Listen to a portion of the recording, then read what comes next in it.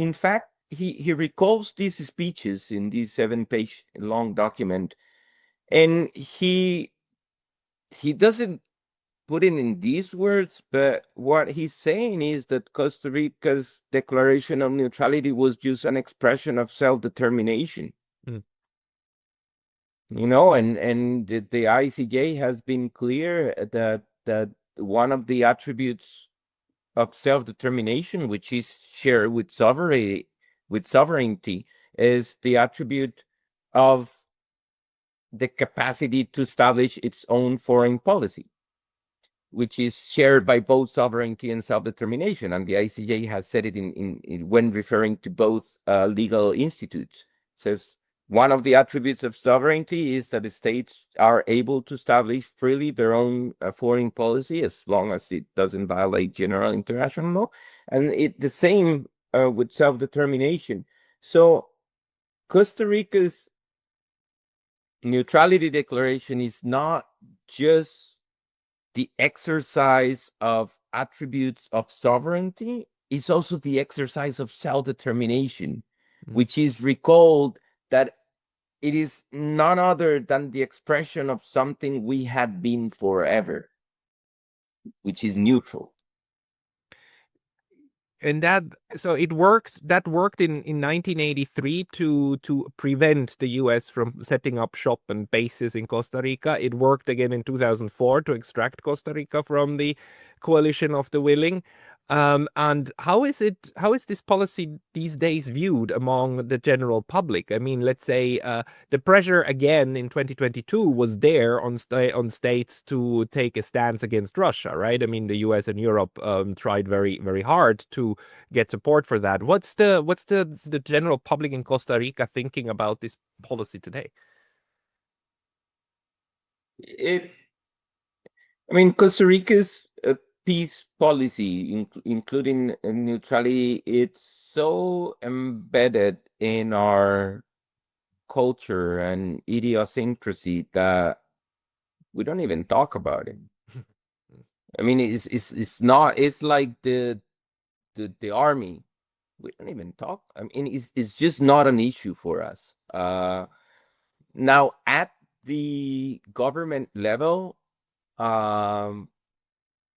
during the Solis administration, there was, I'm not sure if it was a situation with Nicaragua or Venezuela, and the Ministry of Foreign Affairs received pressure to issue a statement condemning the situation. And he refused to do so based on the Iraqi case ruling. That was pressure against Venezuela, right? Where Costa Rica was asked to take a stance against Venezuela. Yeah, I think it was in the context of the Grupo de Lima, because this happened during the Solis administration, and the ministry issued a Twitter saying we must recall what happened in 2004 when Costa Rica supported the coalition of the willing, so the ministry will refrain from issuing any statement about this. So at the government level, the case did leave a footprint that is still remembered at government level, and the government remains very careful not to cross this boundary again, because a very simple reason, which is that because of the country that we are, we don't really have much to offer to the world, and there are not many things that earn us respect in the international community, but our peace policy does. This is fascinating. And, in Europe, there are a couple of neutrals left. Ireland, Switzerland, not part of the Union, but Austria and I'm forgetting one. Sorry, I'm forgetting one. Which one am I forgetting? Malta, yeah, of course. Yeah. And they all jumped on board with the European Union and the US sanctions. non-coercive coercive measures, non-military coercive measures, are sanctions something that would be thinkable for Costa Rica to put on one or the other belligerents in a war? Um, are we obviating the debate about how illegal unilateral sanctions are? Highly illegal, yeah. But Uh, so they're unthinkable for Costa Rica, right? Not just on the well, basis of the neutrality policy. the thing is here because based on the Iraqi ruling, Costa Rica couldn't support unilateral sanctions for two reasons. Mm. One, because they are illegal, and any action outside of the charter, Costa Rica cannot support because of the terms of the ruling, right? So we wouldn't be able to support unilateral sanctions because that would carry a violation of the charter. Now, on the other side, I think that Costa Rica's neutrality declaration doesn't restrain itself to military action. Mhm. All right. So the fact that Costa Rica's neutrality states that it shall not be involved even apparently on so this is just, I mean, it went as strict as possible. And it's very important because I think that the neutrals that are applying unilateral sanctions are being highly responsible to the Institute of Neutrality. Mhm.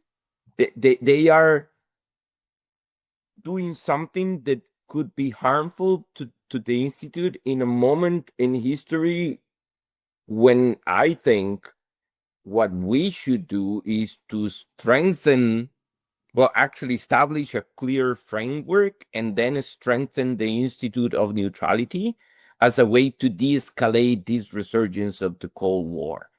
I mean, making the blocks bigger is not making the world safer. On the contrary. Um, so uh, I, I highly believe that enforcing unilateral sanctions is a way to support um, uh, an adversary.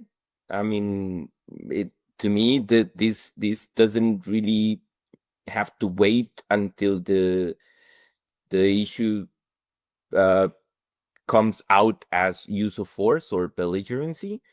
Uh, is the hostile element what is problematic? I mean, you don't have to wage war.